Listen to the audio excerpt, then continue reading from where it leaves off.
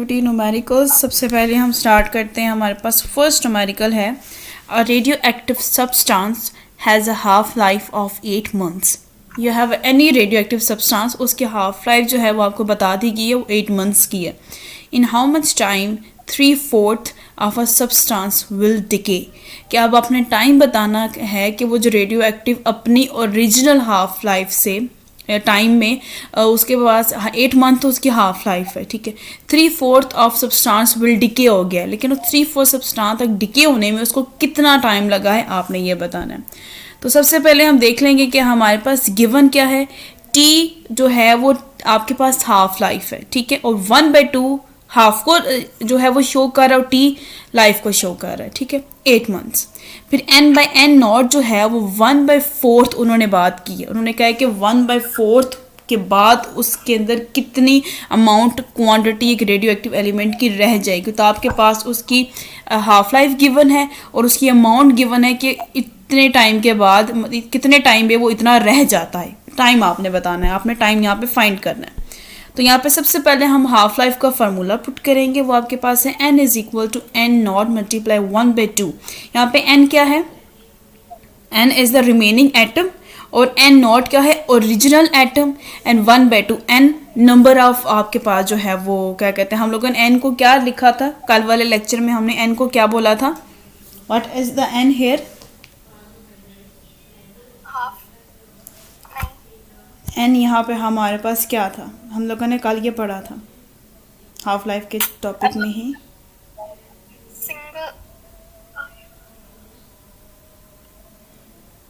Yes, ठीक है। हम लोगों ने जब लिखा था ना कि 1/2 है, अब n के साथ उसके 2 के ना मल्टीपल बनते जाएंगे। अब 2 का स्क्वायर में आएगा, क्यूब में आएगा, 4 में आएगा, वो नंबर ऑफ एटम्स हम यहाँ लिखेंगे, ठीक है। ये है आपके पास। अब क्या है कि हमारे पास हमने फार्मूला हाफ लाइफ का लिख दिया। हमने अकॉर्डिंग टू अवर नीड उसको अरेंज करना है और इसमें वैल्यू पुट कर देनी है। n/n0 वहाँ पे आ जाएगा, क्योंकि n/n0 उसके ओरिजिनल एटम से उसके डिके होने तक एलिमेंट की पूरी वैल्यू हमारे पास गिवन है, ठीक है, वो 1/4 है। तो हम लोगों ने अब अपना फार्मूला अरेंज करने के बाद यहाँ पे 1/4 पुट किया और आपके पास यहाँ पे 2 जो है n के साथ अंदर मल्टीप्लाई हो गया। फिर जब पावर में आपके पास 2n लिख दिया गया है और आपने दोनों का रेसिप्रोकल हटा दिया, कोई नेगेटिव पॉजिटिव साइन नहीं आया, यहाँ पे 1 दोनों के साथ था। फिर हमने क्या किया कि 2n को 1 शिफ्ट किया = 4 और 4 को हमने स्केयर कर दिया, बिकॉज 2 = 4, तो 2 का स्केयर किसके इक्वल होता है, 4 के।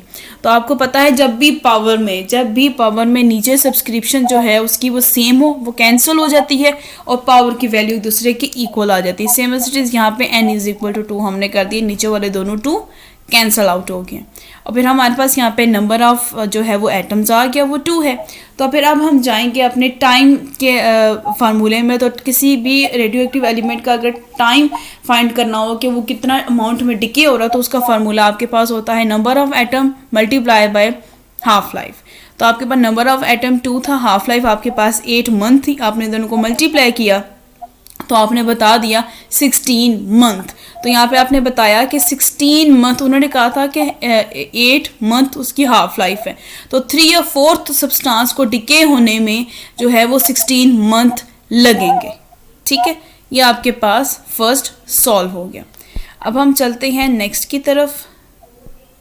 नेक्स्ट आपके पास इन 420 days the activity of a sample polonium to 1/8 of its initial value.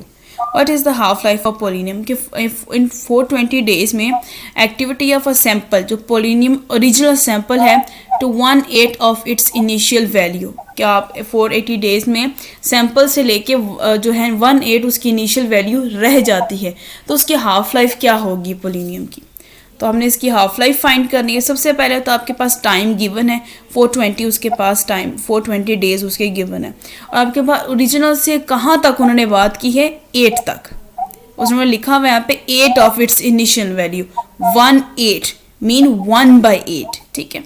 फिर आपने फाइंड क्या करना है, हाफ लाइफ फाइंड करनी है। अकॉर्डिंग टू वही फार्मूला हाफ लाइफ का आप यूज़ करेंगे। यहाँ पे n/n0 की वैल्यू भी गिवन है, n उसी तरीके से आपने n निकाल लिया, n आपका क्यूब आ गया। टाइम के फार्मूले को देखते हुए आपने टाइम और n number atom number add करके आपने इसकी हाफ लाइफ निकाली, वो कितनी निकल आई 140 डेज। ठीक है, इस पूरे न्यूमेरिकल्स में यही फार्मूला है। एन आपने सब में फाइंड करना है, उसके बाद टाइम फाइंड करना है या हाफ लाइफ फाइंड करनी है, या फिर आपने उसकी ओरिजिनल क्वांटिटी या जो एलिमेंट्स एटम लेफ्ट रह गए आपने वो फाइंड करने होंगे सैंपल से। थर्ड वन में आ जाते हैं। थर्ड वन आपके पास है the half life of the radium is about 1600 years. In how much time 25 gram will be remain undecayed from original 100 gram? Half life radium की 16 years है। कितने टाइम में उसको लगेगा कि वो 100 ग्राम ओरिजिनल से 25 ग्राम तक पहुंच सके, रिमेन अनडिकेड फ्रॉम ओरिजिनल 100 ग्राम तक। फिर हमने यहाँ पे इसकी फाइंड क्या करनी है, टाइम हमने फाइंड करना है। ठीक है, हमारे पास यहाँ पे गिवन क्या है, हाफ लाइफ 16 ईयर्स की। ओरिजिनल अमाउंट उसकी जो है वो आपके पास कितनी है, ओरिजिनल सैंपल की 100 ग्राम, और सैंपल जो है वो डिके होके लास्ट कहाँ तक पहुँचा है, 25 ग्राम तक। हमने टाइम बताना है कि 100 से 25 पहुँचने तक उसको कितना टाइम लगे। ठीक है, फिर उसके बाद यहाँ पे आपने टाइम फाइंड करना है, वही हाफ लाइफ का फार्मूला लगाया। हाफ लाइफ का फार्मूला लगाने के बाद आपने जो रिमेनिंग एटम पुट किए, और उसके बाद रिमेनिंग एटम पुट करने के बाद रिमेनिंग एटम पुट किए पोलिनियम की। हाफ लाइफ पोलिनियम नहीं है हमारे पास, यहाँ पे क्या है, रेडियम है हमारे पास। रेडियम के हाफ लाइफ 1600 ईयर्स गिवन है, और उसका ओरिजिनल सैंपल जो है रेडियो एक्टिव एलिमेंट का, उसकी अमाउंट है 100 ग्राम। वो 100 ग्राम से जो रिमेनिंग एटम पहुंचे हैं वो 25 ग्राम। आपने इसकी ड्यूरेशन का टाइम फाइंड करना है। तो आपके पास जो टाइम है वो आपने फाइंड करना है, वही हाफ लाइफ का फार्मूला यूज़ करके इसमें जस्ट वैल्यूज पुट करनी। एन की भी वैल्यू गिवन, एन नॉट की भी वैल्यू गिवन है, उन दोनों को मल्टीप्लाई कर लेना है। 25 और 100 को जब मल्टीप्लाई करें आपके पास आंसर आ जाता है 1/4, और दूसरी तरफ 1/2 एन। इसी तरीके से जब आप पावर को डिस्टिंग्विश करेंगे तो आपके पास एन की वैल्यू 2 आ जाएगी। फिर वहीं से टाइम के टाइम का फार्मूला यूज़ करके उसमें एन नंबर ऑफ एटम और हाफ लाइफ की वैल्यू पुट करेंगे तो 32 ईयर्स लगेंगे उसको 100 से 25 ग्राम तक डिके होने तक। ये उसका एक पूरा टाइम पीरियड है। Fourth one, 1/8 of the initial mass of a certain radioactive isotope remain undecayed after 1 hour. What is the half-life of the isotope in minutes?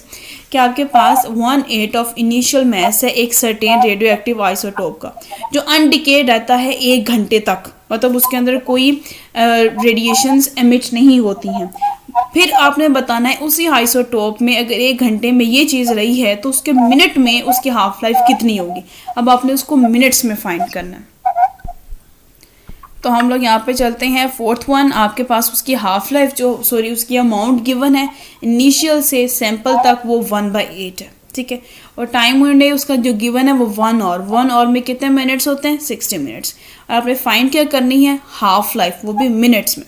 वही अकॉर्डिंग आपने हाफ लाइफ का फार्मूला यूज़ किया। Half life के फार्मूले में जो value given थी उसको पुट किया तो आपके पास n आ गया, n3 आ गया।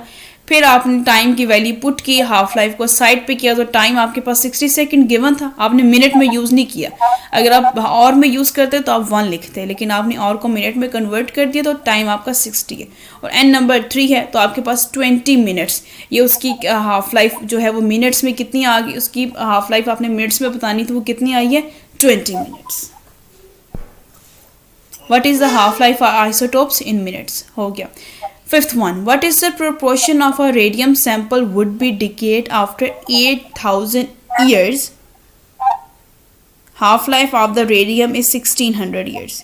रेडियम की हाफ लाइफ जो वो गिवन है वो 1600 ईयर्स है।